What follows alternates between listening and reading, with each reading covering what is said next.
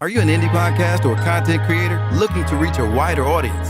Look no further. Introducing Podcastic, the ultimate podcast network designed exclusively for indie creators like you. At Podcastic, we believe in the power of unique voices and fresh perspectives. We're here to amplify your passion and creativity, connecting you with a growing community of engaged listeners who crave original content. Podcastic is more than just a platform. It's a support system built for indie podcasters, offering a range of resources to help you succeed. From tailored promotional campaigns to professional production assistance, we're here to help you shine. Our intuitive platform makes it easy for you to be seen and heard. We do all the heavy lifting for you. You just show up and create. Plus, with our advanced analytics, you'll gain valuable insights into your audience's preferences, allowing you to refine your content and grow your fan base. Ignite your passion, expand your reach, and thrive with podcasting. Visit our website at www.podcasticlife.com to get started. Podcastic, the home for indie podcasts and content creators. I pray that my love for you is bigger than what my parents have. So you must be my daughter's new friend? Candy, let me ask you a question. Oh, so this him?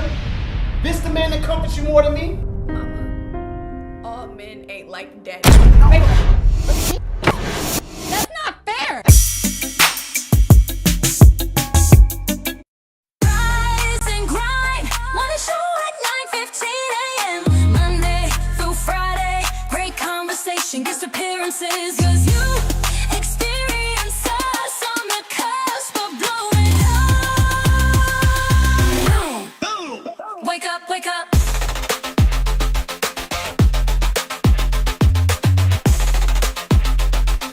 Rise and grind, morning show. Yep, we right back at it, right back in it to win it. Thanksgiving was great. I had some great food. I miss out my people. I will be coming around today, get all the peach cobbler that I can. I realize that you get peach cobbler for free when doing Thanksgiving because they're giving. Everybody want to charge me $30, $40 when it's not. Why you making that face, man? He like, You know, what dessert you had? It don't be no dessert for me, bro. Oh, you didn't have no dessert? Hey, y'all, Calvin Man with us. No, sir. Cal look like a little kid in baseball. I just want to play, Mom. Mom, I just want to play. So, yeah, Shandy guy's looking dark as usual. Don't worry. I told you, when the only time God comes shining his light in here is when Ty being here. He be looking all David-ish. Anyway, shout out to Dr. Calvin T. Man is in the building with us today. We got another guest. She's an actress. Shannon, you know what? I'm going to let you introduce her because you do so great at introducing young ladies. Even if you have to look at your nose, Shannon, no problem. Just, I'm joking. She ain't looking at nose. Shannon don't look at nose. She don't even cut on her mic sometimes because she's that good. I'm just, it's too, okay. Okay. Still here. Yeah, So yes, ladies and gentlemen, we have a very special guest joining us today. We have Miss Kendra joining us. Yes. She is from Atlanta, Georgia. Kendra is an author, student, comedian, interviewer, podcaster, a vibe. She is a cat mom and a follower of Christ. In her spare time, she loves watching conspiracy videos, fellowshipping with God, and thinking of her next master plan. Welcome to her life, and welcome, Miss Kendra. Okay, and she clocking. Yes. Oh, my God. And she clocking and clapping. Okay, clocking and clapping. Listen, clapping. I had to. Thank you guys so much for having me on. I pray. Thank you all. No problem. Okay. Well, we understand you're an author. We're going to get into your book in a minute. But first, I got. Oh, we talking books? No, yes, of course. We're talking books because you got a great book that just dropped too.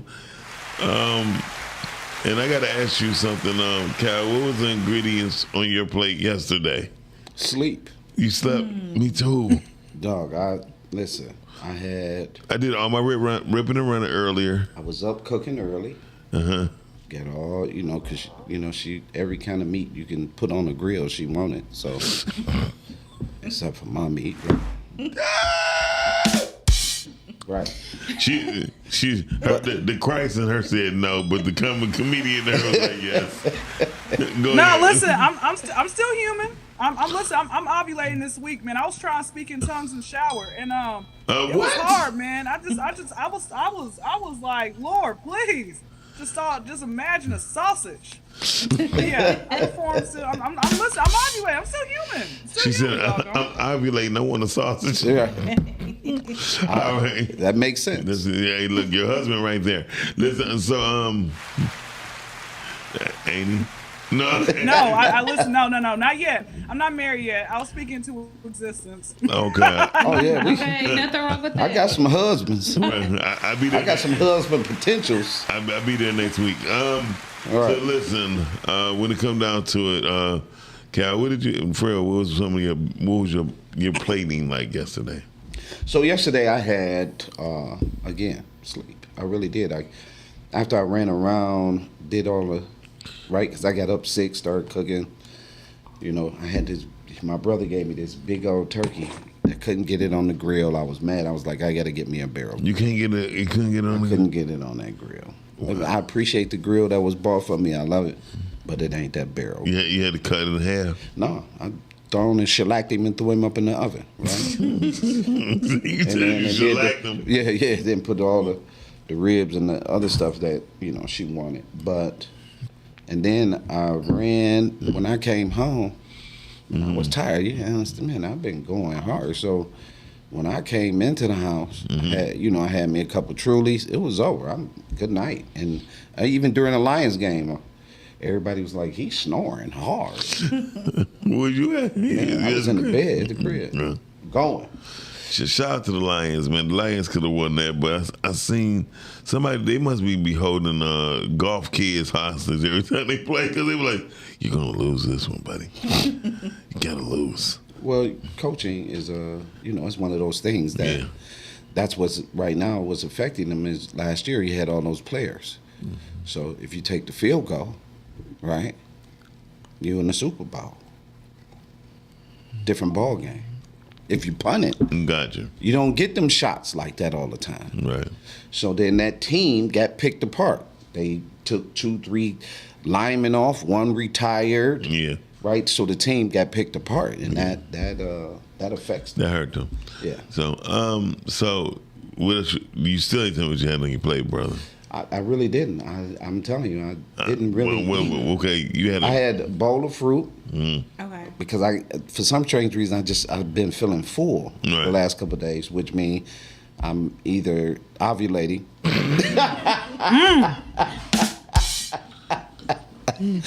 Right. I like that. I'm funny too. Yeah. So, due to your ovulation, what else was you eating? So I just drank a lot of water and I went back to sleep. I'm not gonna lie, I had me a great time eating some slave food yesterday, right? I love slave food, and I had to get a dose of it yesterday because that's my last time probably eating slave food till next year. I had me some dressing, oh my Lord, with some cranberry sauce. Oh my Jesus, with some yams. Oh my God, and the greens. Lord have mercy. And I had some great potato salad. I mean, yeah, I think I did have some greens. Yeah, now that I think about it. Because I didn't have a plate. I woke up and went back to sleep. You know what I mean? So I think I did have some. So I did a lot of ripping and running. So in the midst of my ripping and running, I went to a herb store. I found me a new herb store in Dearborn, and they had everything. I didn't have enough money to get what I wanted, but they had everything. And in the midst of that, I found some new spots in Dearborn, bro, to go eat breakfast. I had what they call eggs and meat, right? I ain't no sausage, but Shanny. Anyway, so the Arabics, I went to Arabic community. It was one of my most favorite communities. They did like scrambled chopped eggs mixed with the right amount of meat. It ain't like Coney Island where they just do a whole bunch of meat on there. And it was really good, bro. And it was clean, it was fresh, and I felt different. I wasn't heavy when I walked out of there. They let me sit down. I drank me like 4 cups of coffee. I'm like, I could dig this. You know what I mean? And it's nice and clean. I loved it. And something made me very emotional. It was one guy came in and he just picked up some food, thinking it was his. And he said, "Oh no!" The other guy like, "No, that's mine." He said, "Okay." He said, "I'm sorry." And he said, "Yours over there." He picked this up. He said, "Pardon me, I apologize." And they hugged each other. He said, "Let me pay for your food." I was like, "Damn, niggas would have been fighting." but black people wouldn't. Yeah. I say, but black people wouldn't. No, but the fact that he, I got air in my head. Okay, the fact that I wasn't just saying that, but I'm saying, but the fact that they had a form of brotherhood, you know, what I thought was dope. Well, we got it. I mean, we look out. I mean, we did, but these two people who don't know each other, they didn't know each other at all, and he was like, "Let me pay for your food." So I asked that guy. I said, "Is it in the culture to where?" He said, "No." He said, "That's just how the brothers are." I'm saying to myself, "Damn." I really got emotional, dog. I was like, why we can't be? Yeah, I mean, I'm not gonna lie, because these are two grown men who never met each other, seen each other day in their life, and he was like, "Let me pay for your food." Yeah, that's my new shit. So anyway, characters Bob. Anyway, but that's how my Thanksgiving started off. I was eating at what I would call a Muslim Coney Island. Where's that sound coming from?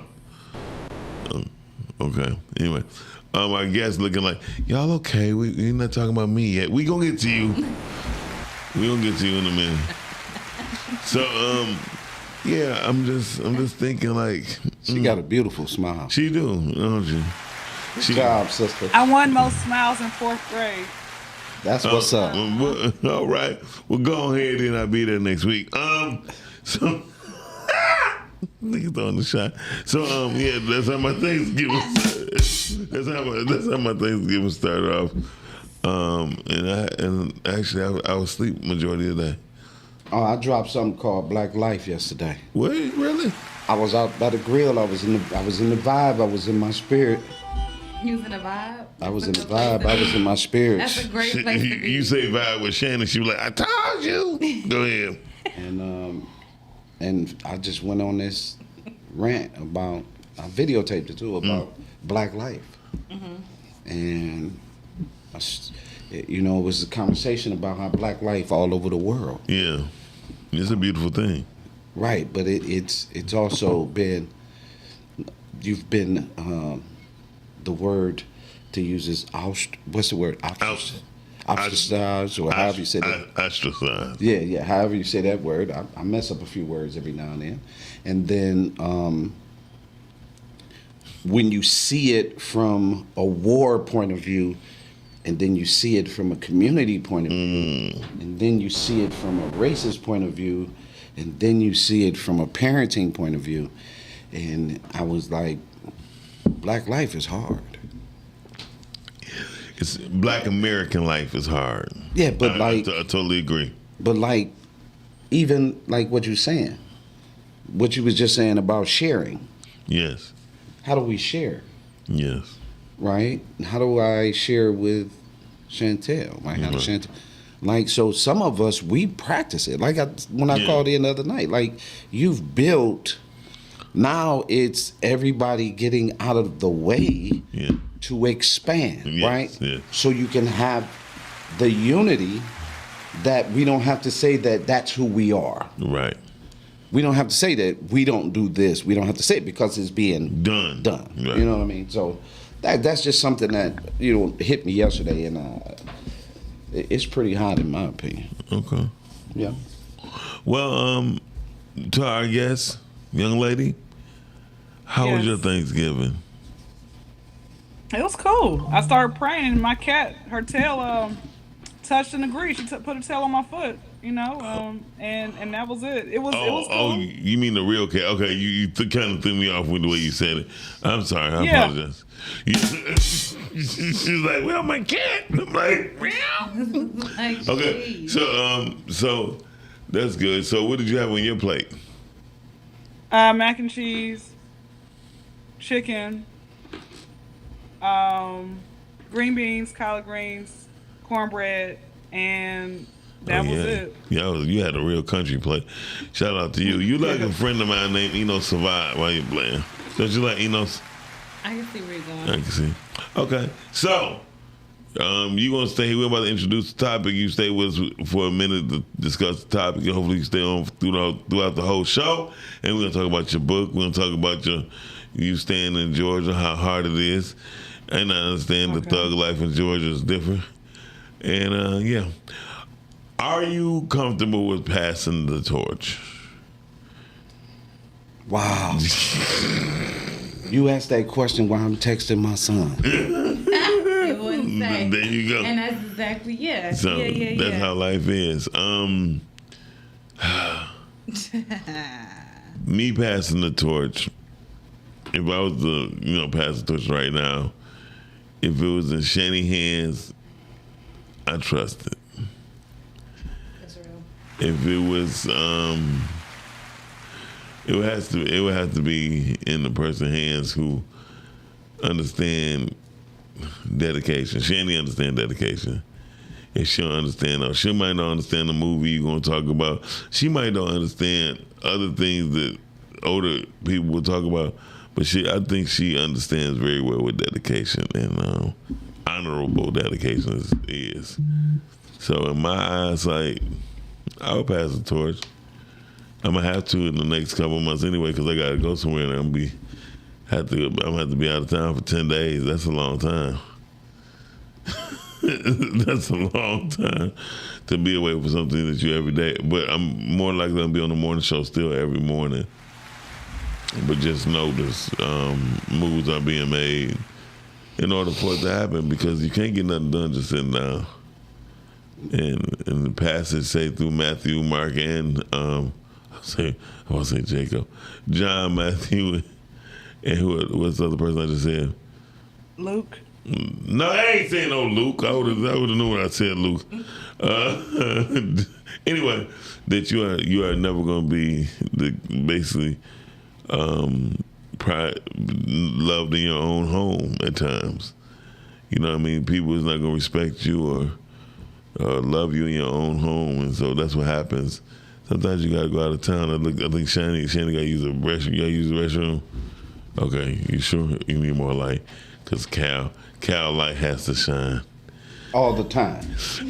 So no, but you're not loved in your own home or respected. There you go, Cal. You're not loved or respected in your own home. I forgot what passage that is, or scripture. Excuse me, but I had to leave for 10 days in this for podcasting. So. Shout out to Pod Life. You gotta live the Pod Life. Pod Life. Anyway, so are you comfortable passing the torch? Yes, I am. What about you, Cal? I'm getting there. Okay. You get so deep.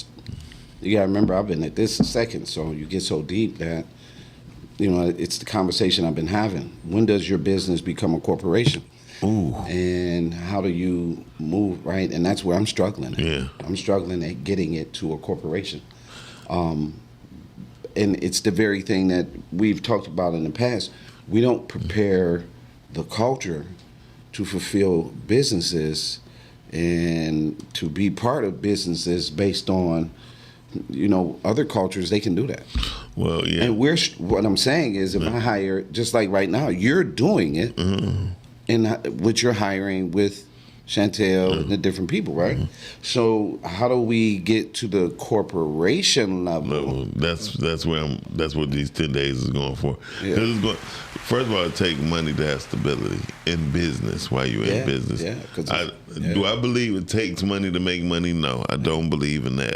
I just know your dedication comes first before your money do. Because you could lose your money. Yeah, but system, right? Yeah. What is the system that you have in place that can make you the money while you're away 10 days? Yeah. Well, that's the 10 days is going to be. Whew. Anyway, pray for me. Yeah. You see what I'm saying? Yes. So the system that you have to have, right?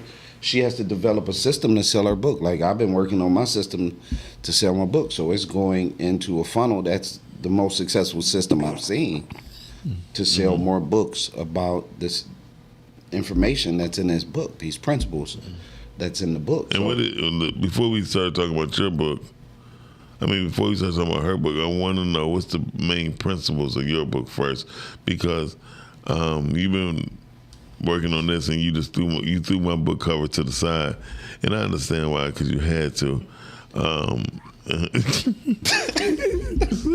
So I'm sorry, young lady, but this is personal. What's the main principles of your book, brother? It's 10 essential ingredients to your life journey. Okay. Right. There are things that you will go through in your life that you will ignore, but you won't count it as an ingredient. Okay. And so, yeah, it's a nice suit on you, brother. Well, that's just a blazer. Little snug. It's a little snug, but he's fine though. Wow. He's fine though. And but one of the first chapters in the book is the passion. Okay. That's number one. Okay. Passion. And I think people need to have that before they even. People like attention. Yeah. It's not as much as attention for me as it is if you pick this book up, you're gonna learn some stuff. Okay. Calvin Deal says passing the torch is imperative. No true successor means no real longevity. Okay, that's a good one. Yeah. All right. Maybe that's gonna be a good testimony for your book when Calvin Deal buy the book and read it. Well, people should. I just think that for the process, it's some good stuff in there, and I throw in some stories to show you where God showed up in my journey because I stayed to these things. Ain't that amazing when you say to the core? Like I be telling people, they say, man, I tried, but it didn't work. I said, but where did you veer off to? What the hell is that? Okay. What did you veer off to? They be like, I just had to change because you can't change nothing. You better go forward. Yeah, because one thing for sure, when you are tagged, when God tagged you, and say you hit, he hit you, you'll know. It's what I was just telling my older son, like, dog, you tripping. He's like, Dad, I'm just telling you. But most people trip because they don't know what God, they have a feeling, but a lot of people don't be in tune when God tell them something versus when they want to do something. People like the comfort of God. Right. God is comforting. Yeah.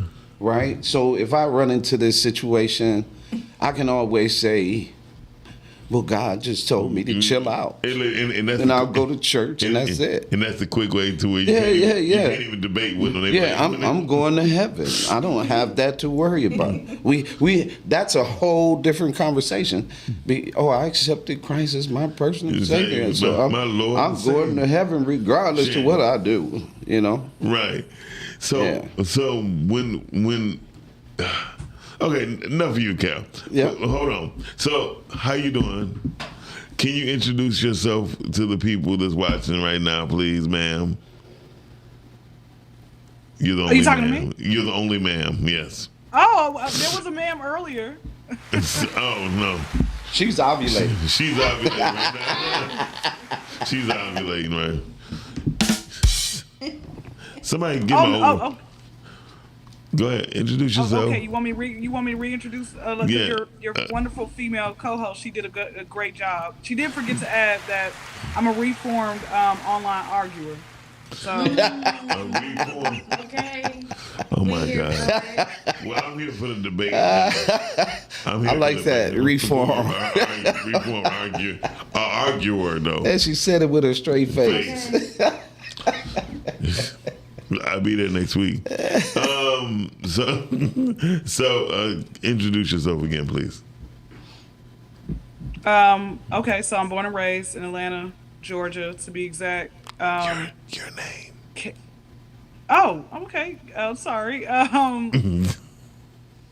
Kendra Crump, Okay. aka the HNIC, aka Kim Free Spirit, aka Mommy Cat. So. Mommy Cat. She like cats. Yeah. She always talking about a cat. Okay. Go ahead. So, you have a new book out, right? Mm-hmm. What is entitled? Well, it's not new. It's been out for like 3 years now. It's called Diamond in the Rough, and it's on Amazon. And it is not based on a true story.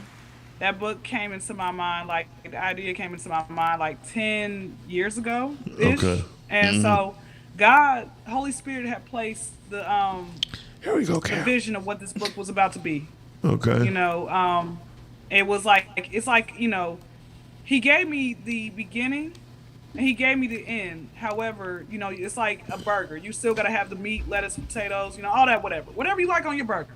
Okay. Tomatoes. Whatever you like.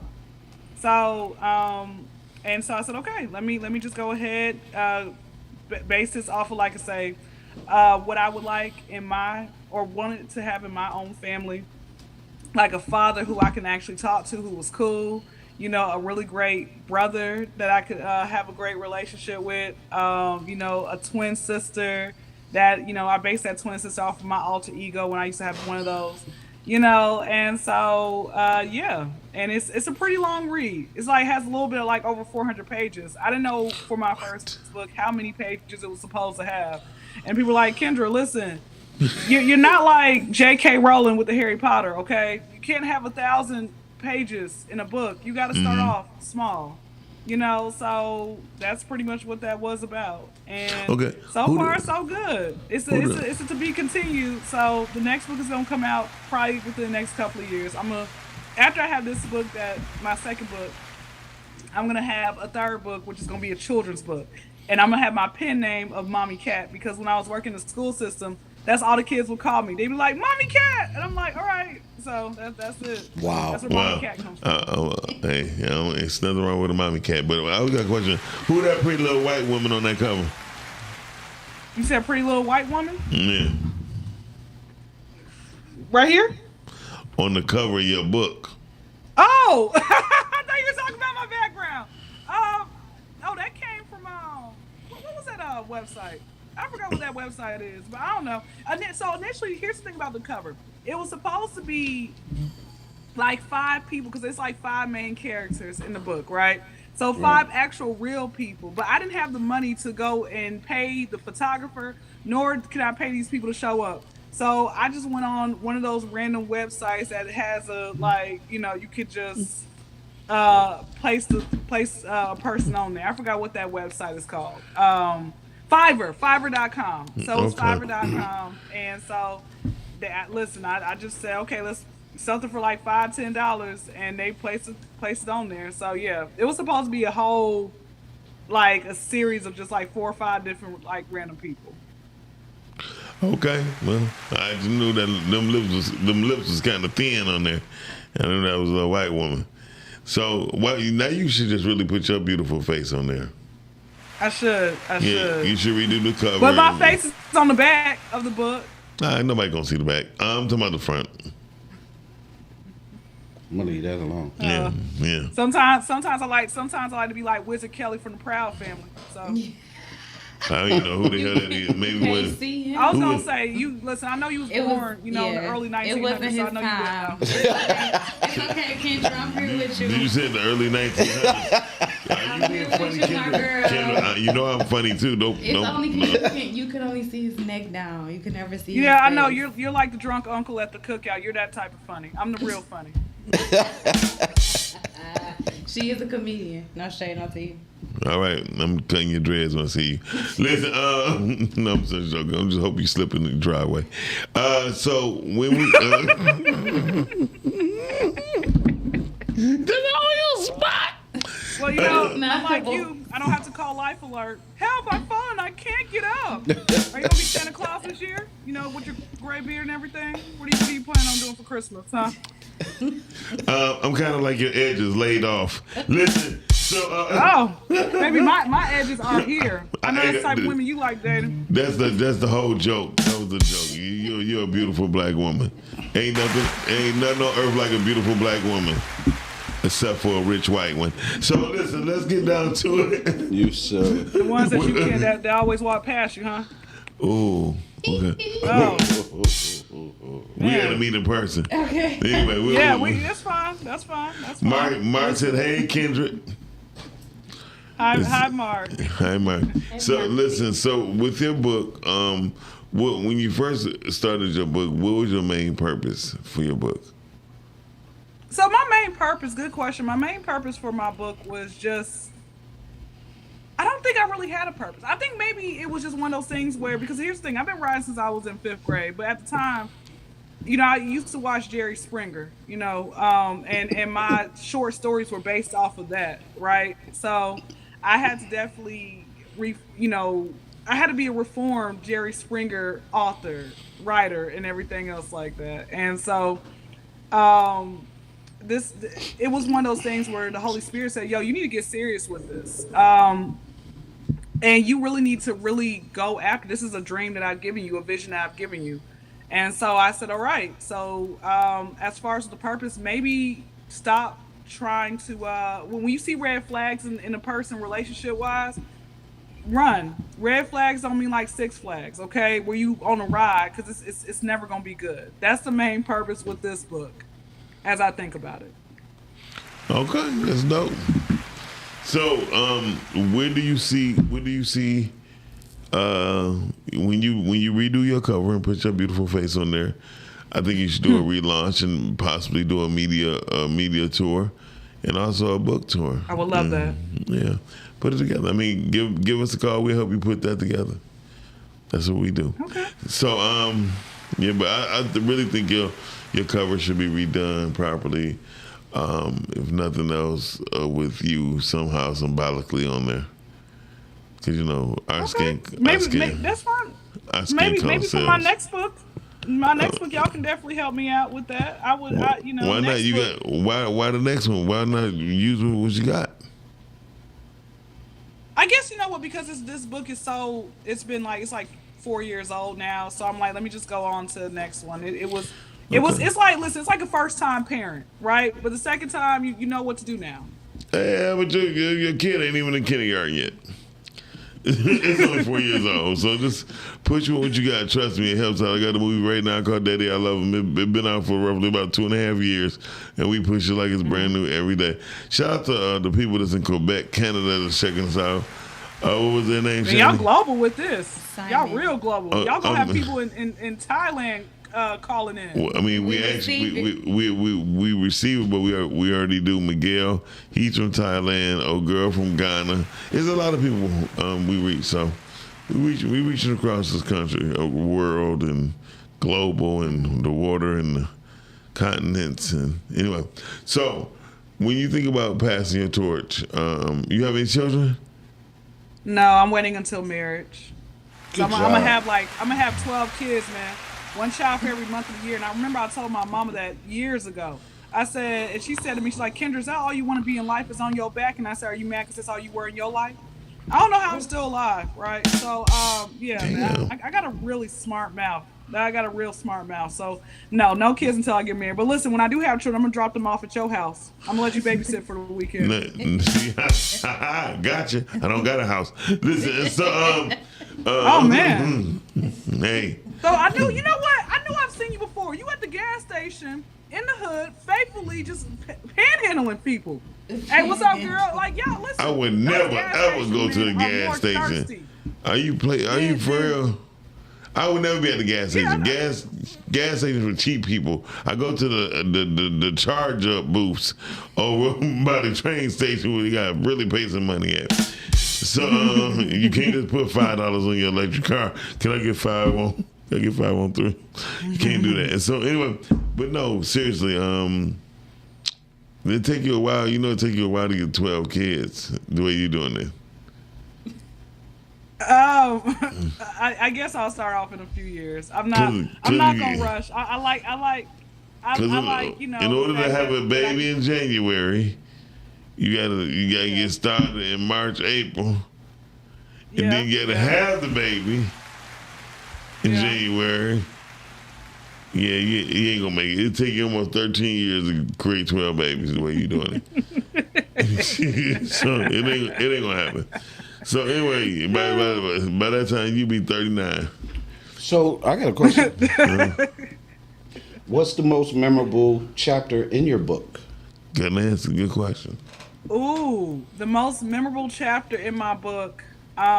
Page 339. I think it was like maybe chapter. Possibly, maybe. Okay, I don't remember the exact chapter, but I just remember when all of Diamond's lies finally caught up to her, and her best friend Katrina had pimp slapped her, and I said, "That's right, you go, girl. That's what I'm talking about." I don't know if y'all ever had y'all's lives catch up to y'all, and you done got mollywopped by someone that you love. Baby, listen, that ain't happened to me. But I know somebody out there who was watching, because I know y'all got 100,000 followers and listeners right now. So someone done got mollywopped, okay? Yeah, Mark got mollywopped. Mark told me about him getting mollywopped before. So, hey, listen, don't forget to give us a call, 810-560-0658. 810-560-0658. We got the one and only Miss Kendra Crump, Dr. T. Calvin Mann, myself, Miles Dixon. Channy is in the building. We talking about, are you willing to pass the torch? Are you comfortable with it? I said yes. Cal said, eh. Yeah, it's just tough. Yeah. Are y'all okay with passing? Are y'all comfortable passing the torch as it pertains to family traditions and/or holidays? Oh yeah. No question about that. I mean, I think. Go ahead. My daughter just, I had been on my daughter about getting her grandmother's macaroni and cheese recipe, and so the other day she said, "Dad, Granny didn't get old, so I gotta She gotta get in the kitchen." I didn't get the full recipe, so I had to switch it up a little bit, and I got it back to where it was at. I said it was stable. Right, and I said, well, that's good. I mean, that's why you got the recipes. I passed my rib recipe. My son, he the only one got it. So, and he cooks, so he can run with it. Shout out to I had somebody I wanted to try lamb shank barbecue though.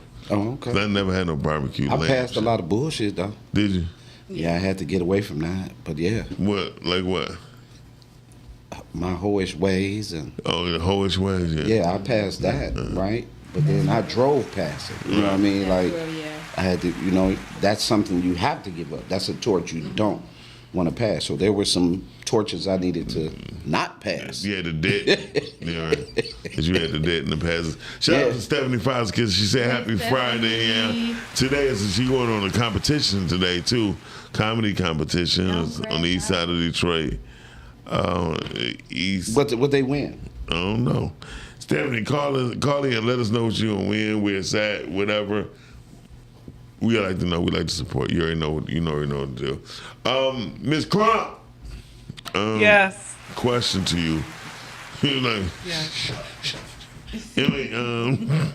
That's what they used to do all the time. They would always ask me if I knew. And then here's the thing, like, because I was so green at a young age, I didn't know what crumping was until I saw the movie. One of my favorite movies is Bring It On, All or Nothing, the third install. Because that second one, they could have thrown that away. And the fourth one, baby, you could have thrown that away too. First and third one, that was it.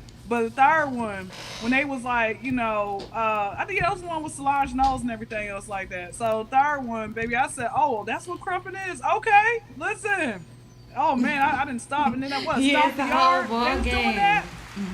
Come on. All right. Well, when I think about it, Ms. Crump, I just want to know what your book, when Cal said, ask you, what's your most memorable chapter? I just want to know, what was your most memorable moment after you finished your book, and the people read it? What was your most memorable testimony of it? So I remember, I have a lot of prison. A lot of inmates, they got social media, right? So one of the inmates came to me, or I guess he just got out or so, and I said to him, I said, hey, are you a reader? And he said, yeah, I'm gonna read it. Go ahead and send me a link. And I sent it to him. He's like, yo, this is you? And I said, yeah, it's me. He's like, I read your book in prison. It was passed around. So I was excited about that. But I was like, hold up. Not y'all bootlegging my book. Y'all better pay the money for this book. How dare y'all? How dare y'all, man? But that was it. Like the fact that someone's like, yo, I actually read your book in prison. That's dope. You know, so the fact that it was being passed around, like, hey, listen, that was cool. But I still don't like it, my fact that my book was bootleg. But then again, it's probably what I get, or my family gets, you know, for the fact, you remember like y'all, the bootleg man? You know, we used to get all those DVDs. So that's so, hey, maybe it was bootleg that came back on me. I don't know. Well, I mean, it's just part of history. Once it get passed around, somebody gonna want their own book. And they buy it from there. Good perspective. So what do you think about people who want to pass the torch to the next? What do I think about it? I don't think there's nothing wrong with that. You definitely have to figure out who your successor is going to be. You have to, you know, who that responsible person is going to be, like who you think, you know, the Joseph Old Testament is in your family.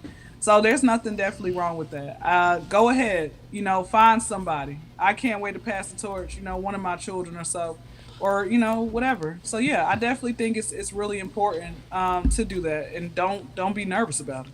In case y'all just joining us, y'all are watching the Rise of Ground Morning Show with special guest Dr. Calvin T. Mann, Kendra Crump, myself, Miles Dixon is right here in the building with the one and only Shanny Shan on the ones and twos, bringing us to you. I had to bring it in my radio voice because I was getting kind of... Yeah, no, you're fine. Yes. So I do have a question. So do you guys feel like you have poured in enough to truly feel comfortable with passing the torch, like right now today? If you had to pass it, do you feel like you've put in enough time, energy, effort, etc.?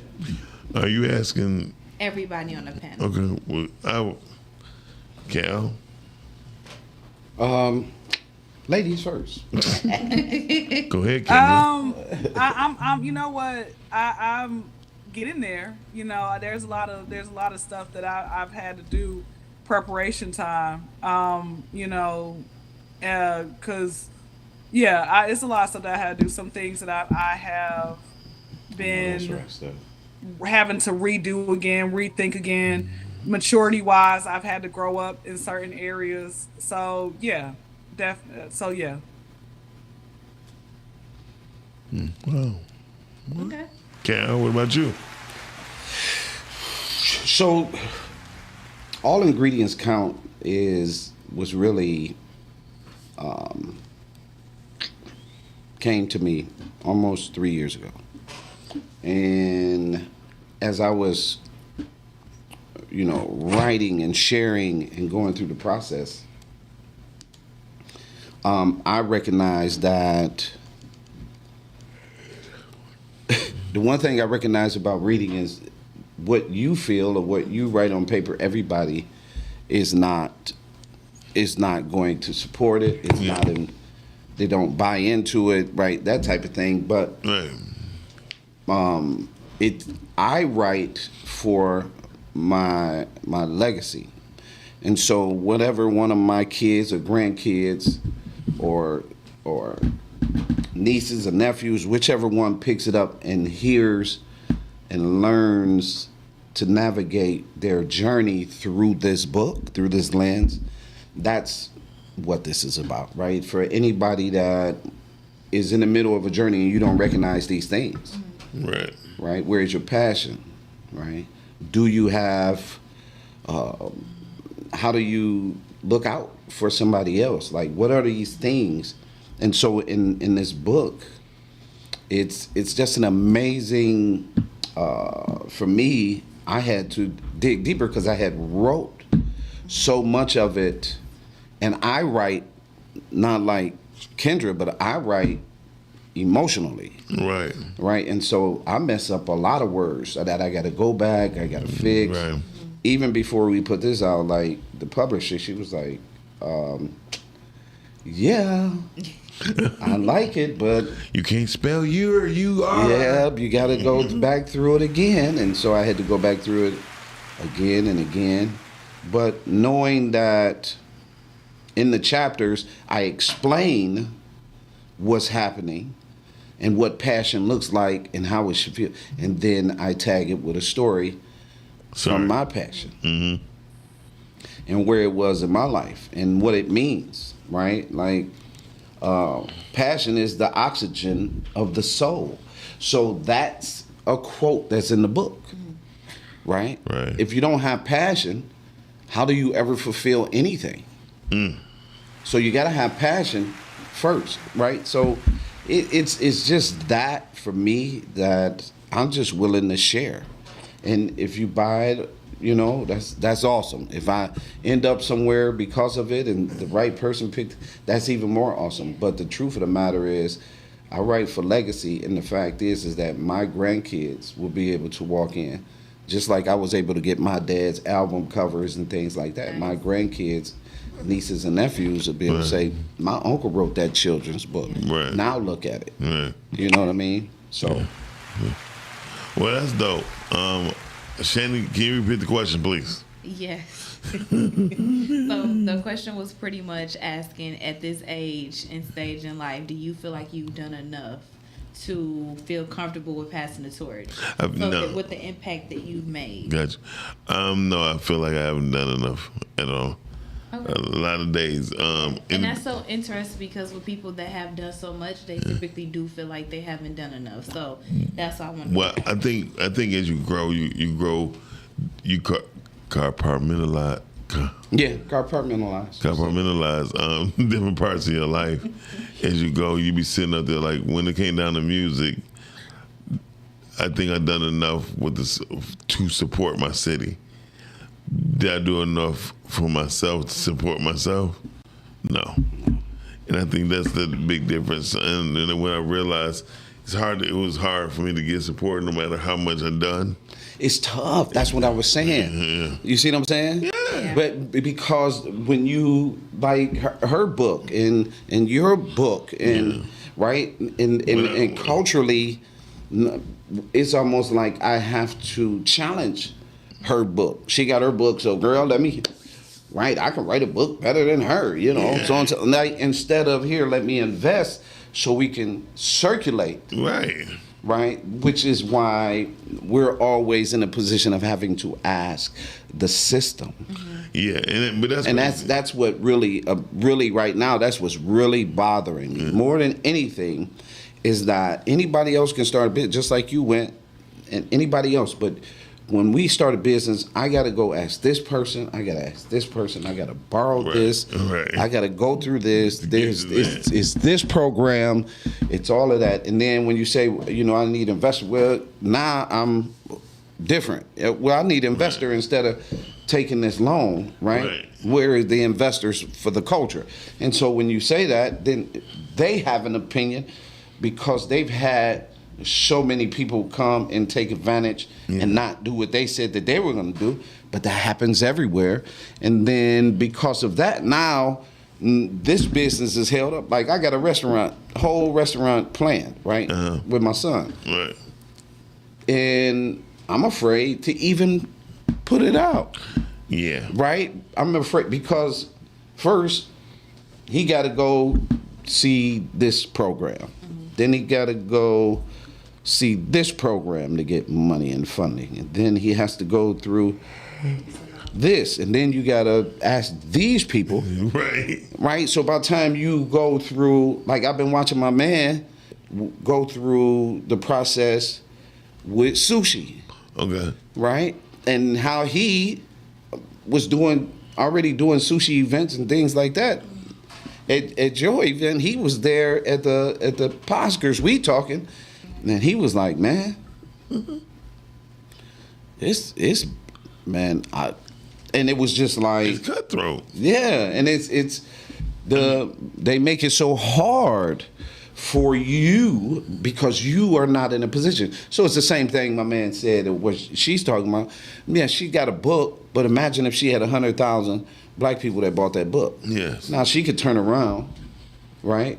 100,000 black people bought that book. She can take that money and she could turn around. She can expand her series. She can expand her reach. Right. You see what I'm saying? Right. Where that's not the case. No. It ain't the case at all. At all. And so it becomes, now I got to fight. I mean, you sit in the room with people and the person across from you be like, yeah, I'm down with you. As soon as you turn your back, like they trying to get your spot. Yeah. So that just makes it all. Yeah. What I learned was, truth be told, is that find a mentor in all the positions you want to be in. Don't try to overcrowd one mentor with all your thoughts and all your ideas, and expect for them to have the willingness to push you and or to put you in different rooms when you don't even show up. You need to be in the rooms you want to be. You need to be in the rooms where you want to be mentioned, because most people don't understand how important it is to be in a room and they say, "Oh, Miles, you just met him last month or last week." You know what I mean? So, Kendra, I'm not gonna lie. Am I willing to wait for another book from you to come from you? I'm willing to wait, but I want to see the one that you have catapult to a position where it gives you some leeway to where people is wanting your second book. But I believe, we gonna push you a book out here, because Cal believe in literacy. I definitely believe in literacy. Yeah. Especially with us. And I appreciate that. Because I'm just trying to make it. I always say one thing, and I know, Dr. Calvin was talking about with God and everything else like that. But one thing I can say that he is, his love for us is so unmatched, where if he sees that you're trying, he's gonna do the rest. All you gotta do is just go and try. It's not gonna be easy, because again, I'm self-publishing, so it's a lot harder. Versus, like, okay, for example, if I have a publishing company, I think about Terry McMillan, right? So, yes. She had a movie. She had movies, could have had a TV show, all of that type of stuff. Right. She had Harvard. So she was that girl, back in the day and everything else like that. But to be a self-publisher, author is hard work. It's like you are doing 98% of the work, and you just hope that people can really remember and keep their word. Okay, I'll buy your book and I'll do this and all that type of stuff. Like, I used to a few years back, I was working in the airport. So I actually, what I was doing, which I didn't realize that I was really setting me back. I used to buy 20 or 30 of my books, right? And so buying all 20 or 30 of my books, and I'm just selling them, in the airport, but still, that was still a lot of work within itself, Sure. So, like I said, it's you really gotta have a team, have a real team behind you when it comes to doing all this stuff. So, yeah. And your team got to see your dedication for their dedication to the show. Because I noticed the later I showed up, the later Shani showed up. So now I'm starting to show up at 8 o'clock. So, because Shani, anyway. So let's go into, I understand you had a show on YouTube. Can you tell us about your show on YouTube? Okay, so my show is called Kendra's Corner. In Kendra's Corner, well, I got two. It's like two type of different podcast platforms. So we have Behind the Badge, which is where I invite anybody who is a part of the law enforcement team, warden of the state, whoever, of a prison, whatever it might be. So anybody who's a part of law enforcement, and I just let them share their story. So Behind the Badge, I started that, again, Holy Spirit gave me this vision about, more so shedding light, the positivity on officers, right? Because every officer is not, Alonzo from Train Day. It's bad, contrary to popular belief, people. There are bad people in every occupation there is. Mm-hmm. So we got to get out of this mentality like, oh, all officers are bad, da-da-da-da. No, they're not all of them. Some of them, are real cool. I've never had an issue with an officer at all. Even to the point where I've known of women who have said, oh yeah, I've had an officer pull me over just to holler at me. I ain't had that. Now, you know what? I thought my sex could sell so I could get out of a ticket. Baby, my sex don't sell online when I try to be an Instagram model, and it don't sell when I've been pulled over. And I said, dang, man, should I have my breasts up here like Dolly Parton? What the heck do I have to do to get out of this ticket? Didn't work. So, anyway, I say all that to say. But yeah, so Behind the Badge, I haven't had a officer come on since like June-ish. And so my next podcast show is called Kendra's Corner. And so on Friday nights, I do random polling questions with my podcast team, with my panel. And other than that, I do interviews, right? So I just interview different entertainers, celebrities, people who've been in the industry that came out, people who are still trying to work. And I'm going to make it to where I'm interviewing people like Bill Cosby, right? I'm interviewing people like Too Short, Willie Nelson, Katherine Jackson before, she checks up out of here. It's going to come. It's coming soon. So That's what that is, because my whole goal and dream is to be the biggest and greatest interviewer there is. Like, people are like, you know her? And I'm like, yeah, she's local, right? So That's it. So how long has your podcast and show been going on? And then what was the driving force behind it? So initially I started with the Kendra Crump Show, and that was, it was a podcast that started off via like Anchor. It was an app called Anchor. I started it from there, and it switched to Zoom. And so it was definitely, what's the word I'm looking for? It was one of those podcasts where you couldn't see my face. Sorry, my brain. You know how it's early in the morning, so you're still your brain's still trying to wake up with certain things. Yes. So yes, okay. It was kind of like that. Like I said, it was like the no face, no case type of podcast setting and everything else like that. And so at that time, like I told you all, with my book is like over 400 pages. And so I'm thinking to myself, with my podcast, it can be 3-4 hours long. And so my mentor was like, yo, Kendra, I'm gonna be real with you. You're just starting off. You cannot have a 4-hour podcast. Nobody really knows who you are. I know you want to be like the 85 South Show. I know you want to be like all of these other people, but they already have a large following. They've been doing this for years, so they can have 4-hour episodes and everything else like that, right? So I had that for 6 years. It started like in 2019, and it was going nowhere, because I had like at times I would have 10, 12 guests. Everybody's talking all over each other. I'm not having no type of leadership, no type of direction. It was just going all over the place, right? And so I stopped that, and September 2024 was when I had launched Kendra's Corner. And my mentor said, you need to start off with like one random polling question, right? So for example, in your honest opinion, what's worse, emotional cheating or physical cheating? So that would be like the random polling question. We would discuss that, right? Mm-hmm. And so that was September 2024. And I said, we're going to just go straight to YouTube Live, so I can at least get monetized. Because I have the subscribers. I don't have enough watch hours. And I said, okay, Father, by the end of this calendar year, 2025 calendar year, I'm going to be monetized. And so I'm just putting the faith out there. And so, of course, with y'all's podcast and platform, and since y'all have 100,000 people who watch y'all's people are going to go and check mine out. Be like, all right, we got to monetize now. Right? So, Kendra's Corner basically was more so something more intimate. Mm-hmm. And Kendra's Corner was something that is a lot shorter. I try to definitely aim for like 30 minutes, 40 minutes.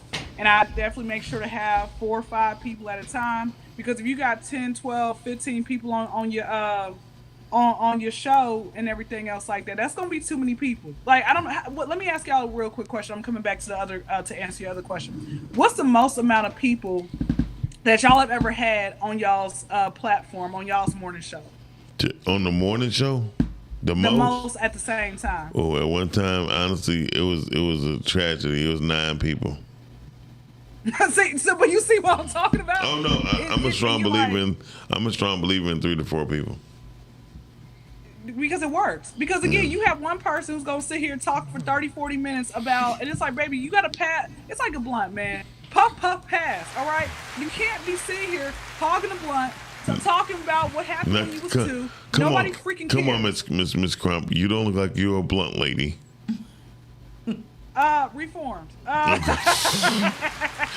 Your name should be reformed. Everything about you is Let me reformed. tell y'all something, man. I have a whole listen. I got a whole testimony, man. You know, former prostitute, low level. Damn. She said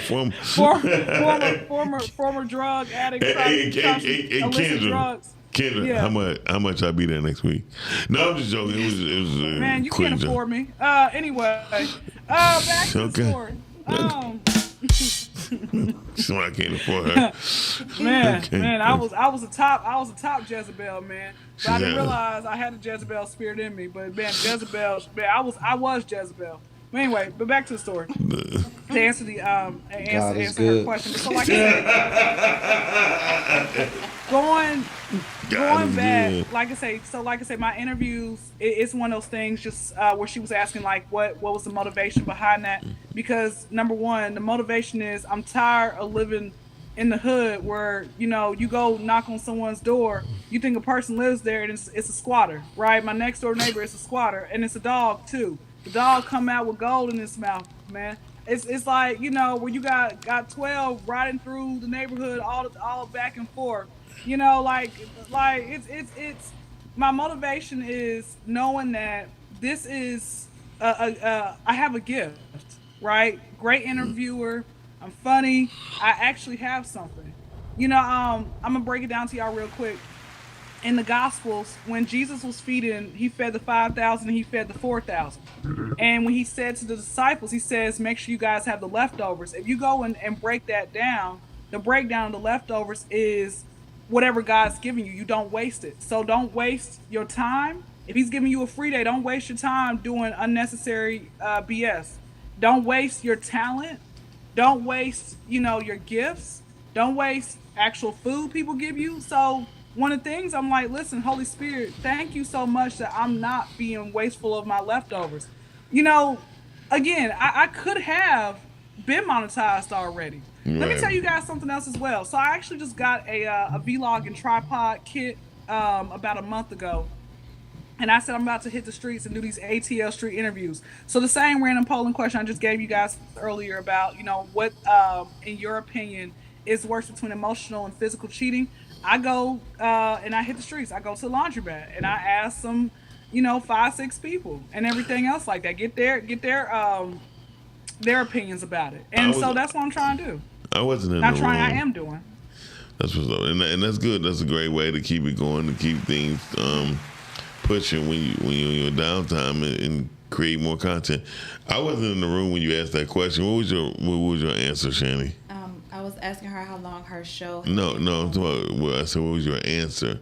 Was the difference between emotional cheating and physical? She didn't actually just said that was one of the questions. Oh, but gotcha. It could be a question for y'all. Yeah, Y'all want to definitely. I would love to get y'all's opinion. I would say emotional. Definitely. What about you, Cal? Cal's like, don't ask me that question. Okay. Okay. No. You need to put that on the sheet next time. Don't ask me no questions. No, I mean, impromptu questions. Right. Like, yeah. right. No, I, you know, I understand what she said, so I'm gonna go with her. Okay. I don't know what she said. So, I really don't. So, what's worse for you, Kendra? I'm gonna say emotional cheating is worse, simply because of the fact that when that person has your heart, it's over. Game is over. That person can literally leave you and everything else like that. That heart, you know, physical, especially like I said, I know with men, y'all will, you know, I know Dr. Calvin said he's a reformed, you know, hoe and everything else like that. So, you know, but with men, y'all will have sex with a woman just because she has a nice walk and it's a Tuesday morning at 6 a.m.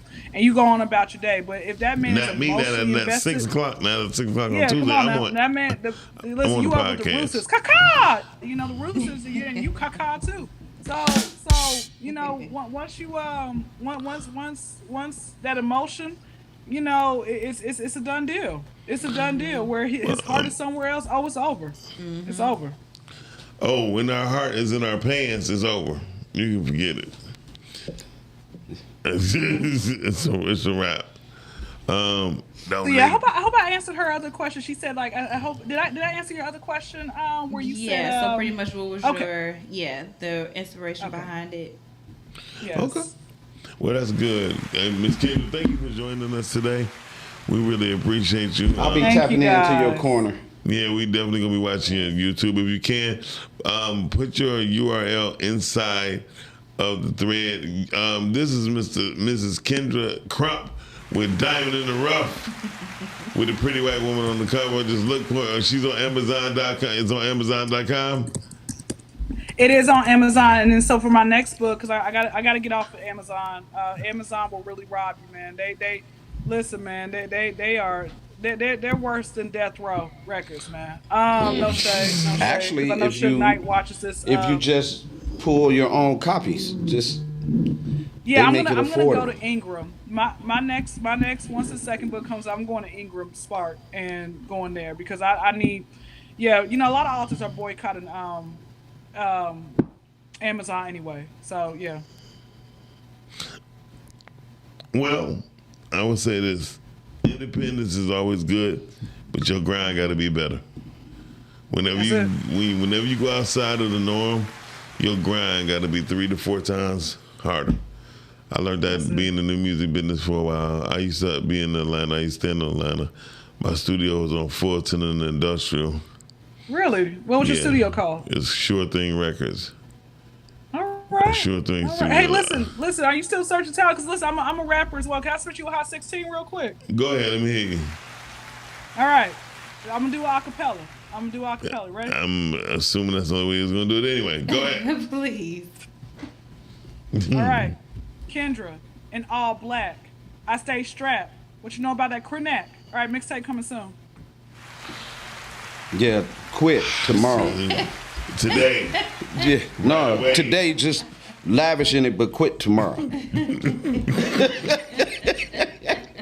in that order. Yeah. You was the worst rapper we had on the show. Please don't. Just tell everybody tomorrow you quit. And when they walk up to you, just go tomorrow. Just do that, Kendra. Damn, Kendra, I thought you were going to come back. The confidence. I was locked in. The confidence was there. She even took her 2 flaps over. She was like this. She was like this. Today. I said, okay, she might. I had to get ready. Hey, like, Cal, I was like, she about to kill him, dog. No, I felt it in my stomach. I thought she was going to do Kendra, something. you would have did better if you were like, did like DMX. Okay, cool. Yeah, because here's the thing. She asked us, we didn't ask her. So I just knew she was ready. Ooh, I thought she was going to murder that shit. Stop, though. She did. Oh, she did murder shit. She actually did murder it. All right, then, Kendra, thank you for joining us this morning. Thank you, guys. Thank you. And if you want anybody to come on with us, let us know. We talk to Mark and you're on. All right, thank y'all. See you later, Ms. Crump. Have a good one. Take care. She was great. I really like people who got a sense of humor. But her rapping career over. She tomorrow. I said, Rise and grind. Wanna show at 9:15 a.m. Monday through Friday. Great conversation, guest appearances. 'Cause you experience us on the cusp of. I made a mistake. I hit the wrong button.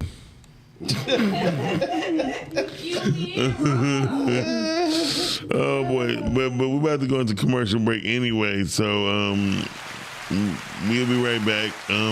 Shani is on my head. She's like, Negro, I hit the wrong button. Shani, we go to commercial break. Y'all watching the Rise and Grind Morning Show right here on Podcasting. Don't you dare leave. And if you just seen the intro because I hit the wrong damn button, we'll be right back with Dr. Calvin T. Man and myself and Shani Shan.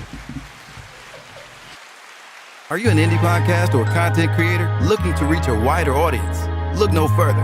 Introducing Podcastic, the ultimate podcast network designed exclusively for indie creators like you. At Podcastic, we believe in the power of unique voices and fresh perspectives. We're here to amplify your passion and creativity, connecting you with the growing community of engaged listeners who crave original content. Podcastic is more than just a platform. It's a support system built for indie podcasters, offering a range of resources to help you succeed. From tailored promotional campaigns to professional production assistance, we're here to help you shine.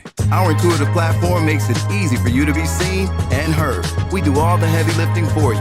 You just show up and create. Plus, with our advanced analytics, you'll gain valuable insights into your audience's preferences, allowing you to refine your content and grow your fan base. Ignite your passion, expand your reach, and thrive with podcasting. Visit our website at www.podcasticlife.com to get started. Podcastic, the home for indie podcasts and content creators. She tells all of her children that they must solve problems. She explains the power and the dynamic that she carries throughout life, the impact that she holds in this world. She Can Too by Emi Apparel. She can run. She can hoop. She can lead. She can love. There are not many things that she can't do. But one thing's for sure. Her power is unapologetic, and her work is relentless. On August 31st, Emi Apparel drops She Can Too.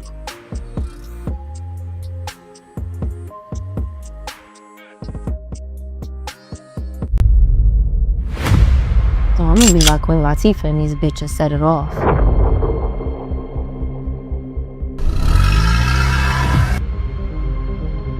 I ain't risking my life for no $2,000. We got $1 million in the hood. Somebody gonna fuck around and rob that motherfucker. You see a bitch, then smack a bitch.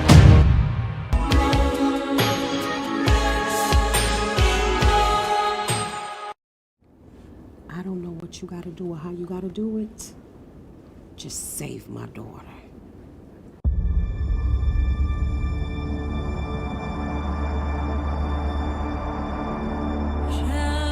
Our medical teams have exhausted all viable options for her. I'm very sorry for the loss.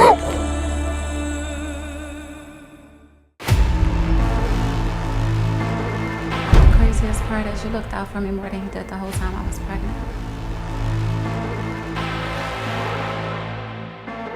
Did you ever once think what this poly bullshit would do to Bria?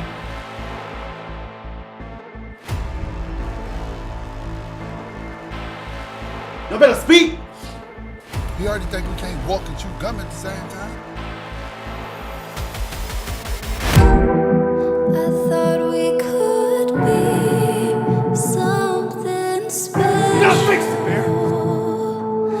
Fix it! Fix it!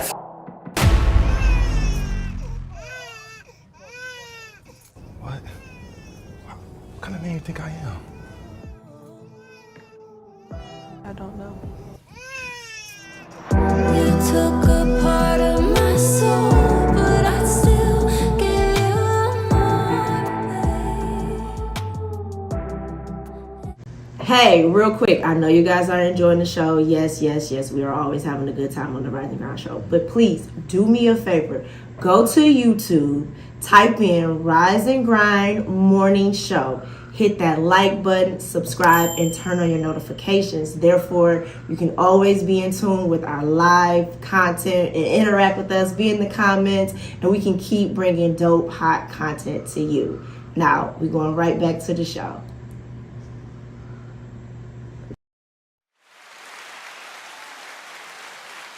So we right back at you, right back with you. We got Dr. Calvin T. Mann is in the building with us. We got Shani Shan in the building with us. On the 1 and 2 bringing us to you. Black Men in Leadership Conference. That's what we here talking about. The Black Leader. Yep. Go.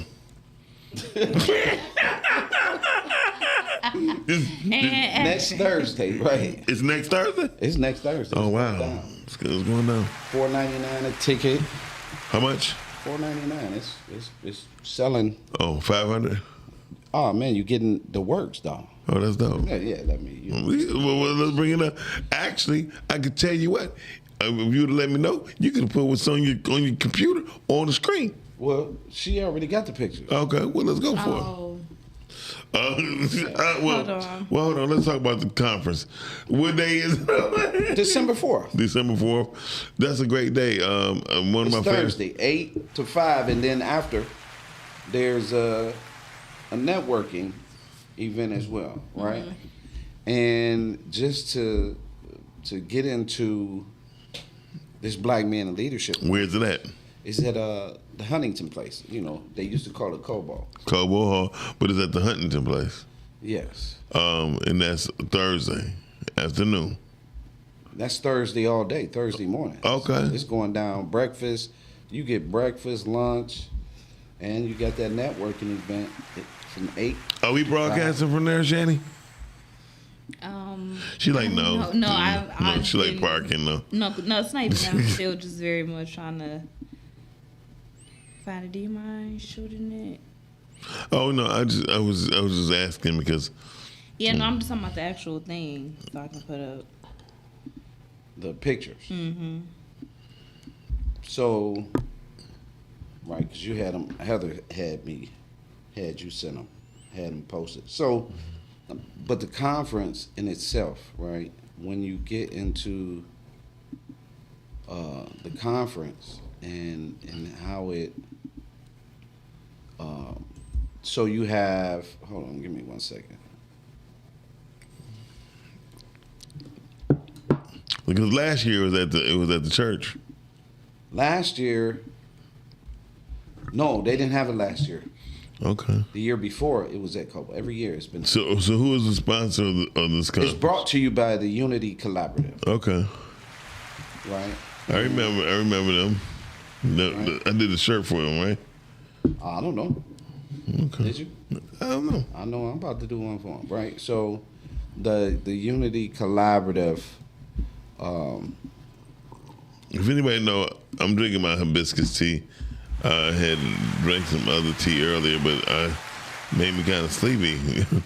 I ain't read the instructions too well. Shani did warn me, but it said something about aphrodisiac. I'm like, I want to be aphrodisiac. I always say, good luck.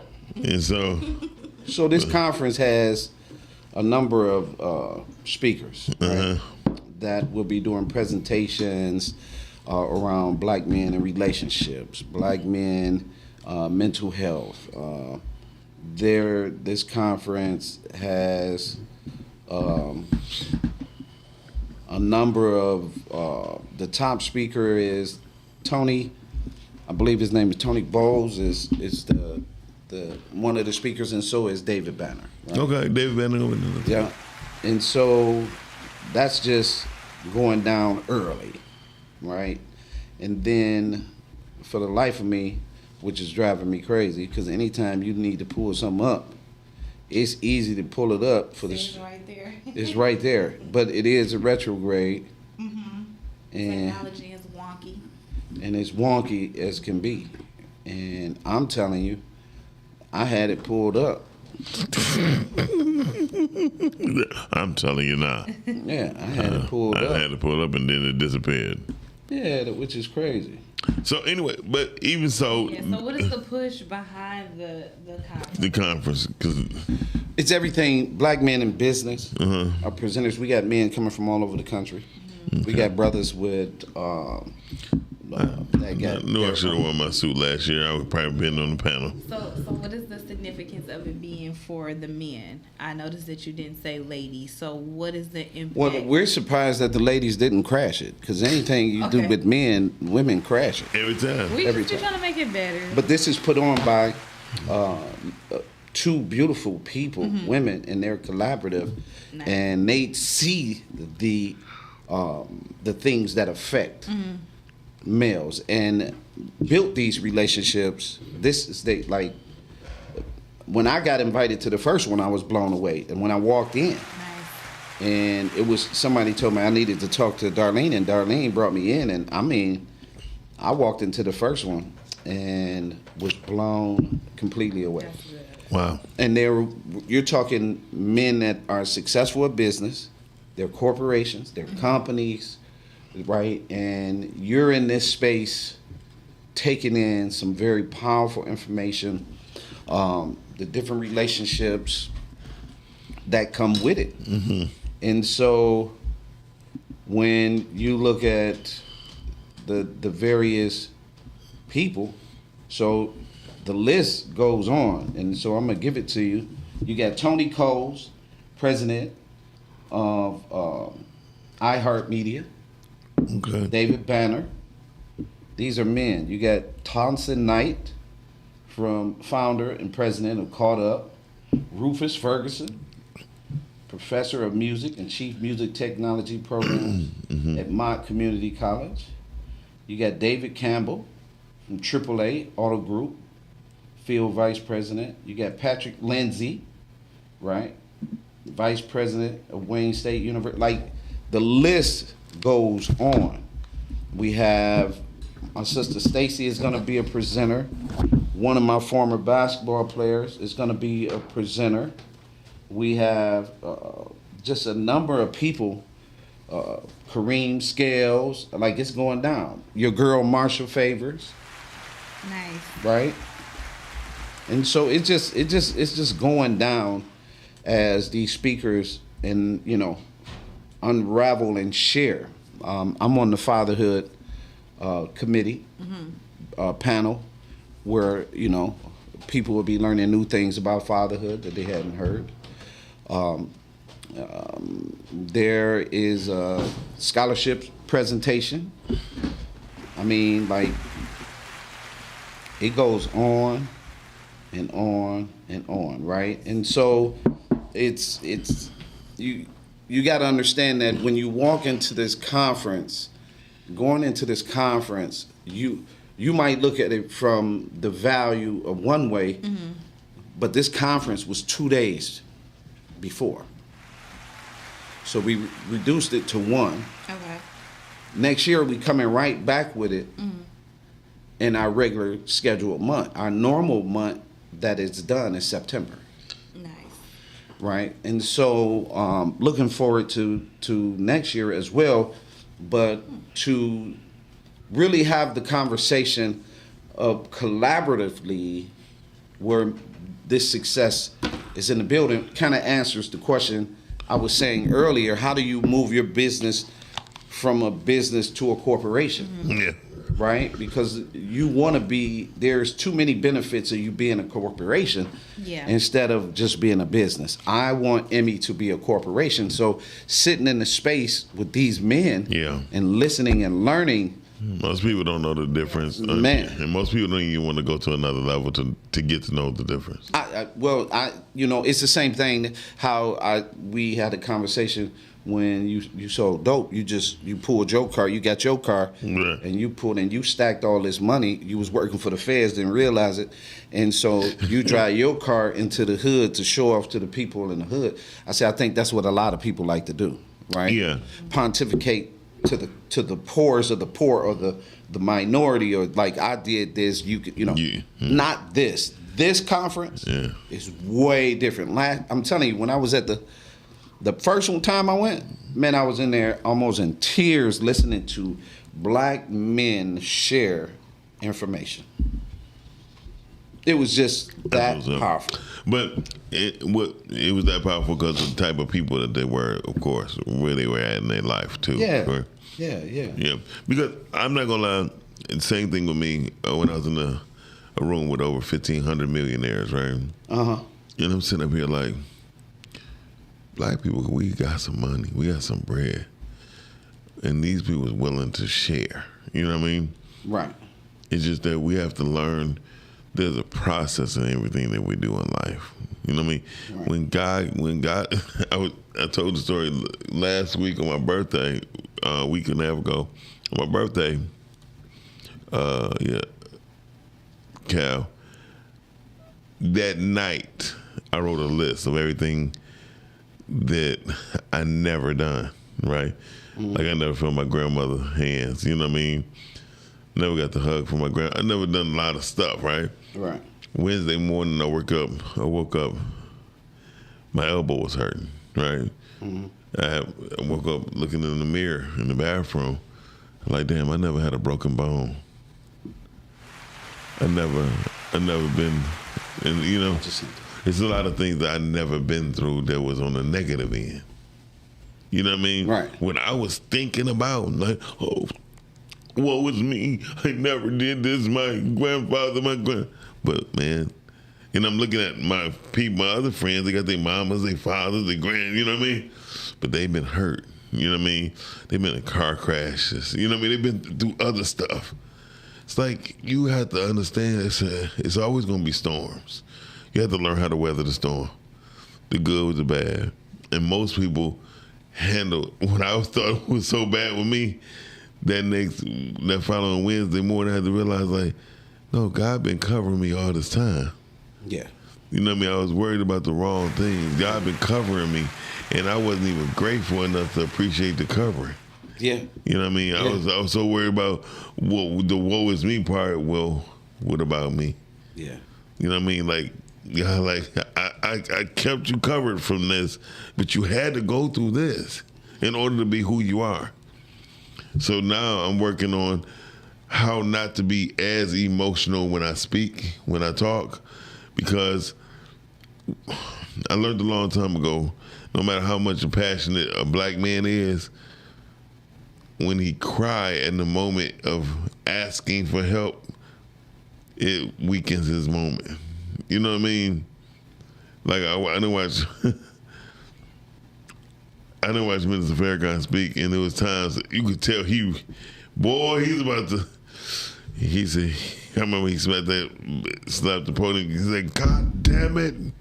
He was mad. Like, I have over 20,000 black men in my presence, and y'all don't get it. You know what I mean? Like, but we at the stage now, black men, it's hard to be passionate and not shed a tear. You feel me? But the powers that be just look at it like we need to be stronger. And crying ain't the thing. Because the Black Men Leadership Conference is December 4th. It's at the Hunting Place with Tony Coates and David Banner. David Banner, like he about to go on tour with this one. I heard him speaking about this conference, and he was speaking of it with passion. And I see how it's hard. Look at that. He's the founder and president of Encourage Me, I'm Young. Dr. Calvin. Why, you dropping a T? You ain't put a T in there? No, they left out the T. He said, I ain't do that. So, yeah. So, what do you feel like we have to not hold back the tears, but when we're explaining to when I went to go ask for help for the homeless, I had the Nation of Islam with me, and he said, Miles, the one thing was, brother, you have to learn how to control your emotions, because you explaining yourself. And they know why you're there, but it was like you can't show that part of you. Not why you asking. Now if you telling them, it's a different story. Right. But when you're asking, you can't be asking like this and crying like this. Right. So, no, it's the emotional part. Really, if we are honest in our understanding, the emotional part is this is why you see so many black boys not involved in things. Mm-hmm. Because this is why you see the suicide rate for black boys at 5. You see, right? So this is why when I'm talking, I'm sharing that the boy becomes a man. It's the becoming the man part for that black boy that is a tough part. Right. Then when he becomes a husband, it's becoming a husband. Right. That is another part. And then I become a father. If you give me order, which you and I may not have had, if you give me order, I am successful. See, to disrupt the order, right? To disrupt the order means, as I share, if I take your father away from you as a boy, the rewiring that occurs in your life will disrupt your manhood. Got you. And what happens is that we really believe that when you rewire him, as you saw, this kid was the second round draft pick from Western Michigan that took his life. But his mother passed away. Yeah. Then the mental health piece becomes an issue. Right. Right? Why? Because of the rewiring. And it's not just a single household. The rewiring happens to a boy in a two-parent household. Right. Because he's not getting what he needs from the biological father. True. Shout out to Talks with Todd. It says top of the top team. Good morning, Todd. And so this conference brings us men into a space. It will be, I'm sure, that it will be impactful and emotional for some people who will be sitting in the space and hear. You know the passion of David Banner. Right. So, right? Well, you're going to see the passion of Tony Coles, right? These are people. Tony Coles, he's the guy who took over that. He do like the conversation at the dark piece. Oh, I don't know. I just know about iHeartMedia piece. Yeah. Yeah. Okay. Yeah. So when you get into, when they go to speak, they're going to be talking to the boy that's in every man, right? Yeah. When we're talking, because we never forget that boy. Right. Right? And so that's the thing about this conference, that and being part of putting on this conference really enlightened me to this perspective. That's dope. Because it's such an important perspective that when we do come together as black men, this is why there's a scholarship piece to this. So they're giving out scholarships, right? Talking to our young males for them to have these examples. In the future, Emmy Future Leaders will be a significant part, just like we do with our pancake breakfast. The boys that I grab in the spring will be a part of that in August, right? And they'll be in their blazers. Yeah, they're so helpful. Right. They'll be in their blazers. They'll be helping and being a part, right? Because that's what we're going to show them and teach them while they're in this space, to see males in this success. Because the average boy, when he cuts on the television, the average black boy, when he walks out of his home, the average black boy, when he walks into a school, he doesn't see himself. Wow. Yeah, that's true. So this is huge. This conference is really, really huge. What they've done with this conference, again, I'm very proud to be even involved in going forward. As I was just sharing with you, Miles, about bringing, because no 2 days are the same, we need to bring Frazier. What's his name? George Frazier. George Frazier, right? But I'm going to campaign for George Frazier to be a part of it next year. But in that process, economically, we have to, as black men, we have to move the barriers in order for the unity and the connection. And in so many of these places and spaces, we don't remove that barrier so we all can connect and vibe on one level. Because then you will see a shift in family, in community, in culture, the whole nine.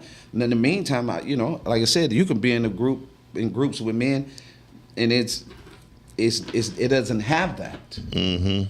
Where you got these things out the way, and you don't have jealousy or anything, or well, you can't. Let me make sure I govern because Miles, he gone, right? And when you don't have that in the play, it will allow you spiritually to connect. And this conference is going to do that. At one point of this conference, there's going to be a connection and a vibe in this space. I'm telling you because I experienced it the first time. There's going to be a connection and a vibe at this space, at this Black Men in Leadership conference that is going to sway. It's going to sway the room. Yeah, see if we can come broadcast live there. We have to. I mean, just check. Yeah, I was ahead of you. Okay. They are charging ridiculous money. Okay. Even just for you to plug in. Oh. Yeah, I was way ahead of you, bro. Yeah. Believe me. Okay. Yeah. Yeah. And so, but so the Black Leadership Program, there's gonna be other people there too, other than just Stokes and yeah, I named David a Banner. few. Yeah, I named a few. Sean Hart gonna be there. He on the panel with me. Involved Dads. Sylvester Hester. He's over at Ella Manufacturing Supply Chain. Correal Health. Jerry Price from Correal Health. Okay, yeah, gotcha. Okay. Yeah, it's some. If you go to the website, you'll see everything. What's the website? And it's the Unity Collaborative. Okay, the Unity Collaborative.org. Okay. Yeah, so that's and dope. you'll see the National Black, the Power of Us. That's dope. That's really dope. Yeah. And like again, when you know. So are you displaying your book? It'll be at my vendor table. Okay. I'll have a scan code at the vendor table. Okay. What's the name of your but book? we slanging that gear. Yeah. What's the name of your book? All Ingredients Count. All Ingredients Count. It's on Amazon right now. Yep, and you can order off my page if you go to Calvin T. Mann, Dr. Calvin T. Mann, click the link and buy your book. I'll send you a signed copy. Okay. Nice. A signed copy. Yeah, it's some powerful brothers in here, man. Dr. Dan Dowse, I'm connecting with that brother immediately. Jared Watley, like it's some brothers in here, man. Well, let's see. Can we get somebody? Let's see. Can we get a couple of them on there? Yeah. Shut up, Todd. I wasn't falling asleep. I was looking at my phone trying to promote the show. You know Drake Pfeiffer. Okay, yeah. Drake, he on there. Okay, that's dope. Yeah.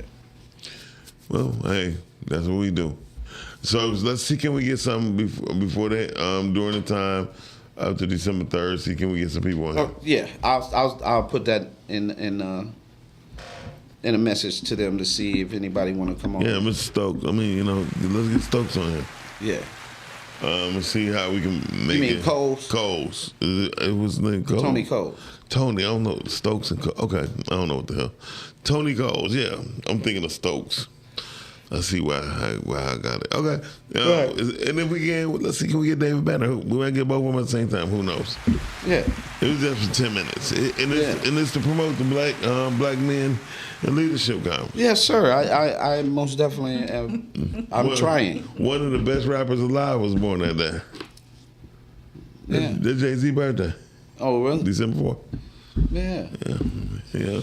They say Jay-Z is I don't know. Exactly. It's what? He's all things. We don't know. Shout out to him being all things. I ain't gonna lie, but they just came out Rock Nation music platform distribution though. They just did that, and everybody get 85% of their money. Oh, he busting their head. 85% of their bread. Oh, they mad. They mad as hell. 85% of your money. So yeah. You trust him? Huh? I trust nothing but the Lord. But I do trust the fact that he do know what it means for artists not to get paid. And he always wanted to make sure that they got paid. And so they came out 85% of their money? 85. Man, I need to lose weight and start rapping again. Shit, no. Right. Cut this gray beard off. I already got the baby face. I'm back. And tell that lie, I'm just 38. Look, 85. Maybe cut my gray beard off and we become the fat boys. Get Q Lewis aboard. Yes. So we would love to do that. I'll continue. Yeah, let's see. The topic been up there, man. Are you comfortable passing the torch? And then Terrence, you come at the last damn minute. We're about to go off. No, okay? Terrence will be doing it. And he be like, "What's the topic here, y'all?" Like every time. So the topic is Anyway, so till next time, y'all. It's the week is out. We had Thanksgiving. We brought it up. We had fun. Everybody ate. Shanny, what was on your plate? I had Chitlins. No, I do not eat chitlins. What did you have? I'm so glad those were not in the house. I could actually be in the kitchen. But dressing, macaroni, green beans, ham, turkey, and then dessert. Okay. Well, that's what's up. We had a great one. Shan was on the one. I cooked the mac, the dressing, and the green beans, so I was happy. Anyway, she had some greens. She had some fun. Such a hater. she had fun. They said my grandma gave me sample food. She was like, you know what? This is almost up here with mine. And that was my first time making it, so I was very happy. That's good. You know when your grandmas ain't gonna lie. They'll let you know, no, baby, it ain't all there. All depends. Grandmas have told their babies they're pretty a long time ago, and they wasn't. It's different when it come to cooking. And cooking for the holiday. Okay, and end scene. Listen, y'all, thank y'all for joining us for the Rising Ground Winter Show. We had a good time with me, Dr. Calvin T, man, and a young lady, Kendra Crump. She was on displaying her book. We can't see it because your words are in the way. Shut the hell up, T. We about to get out of here. Thank y'all very much. T, you know what time we come on, 9-ish. So get with the program, brother. Hey, good, you want the Hulk Hogan run raw wild on you. Anyway, wow. I don't know what the hell that was. So we out here, y'all. Peace.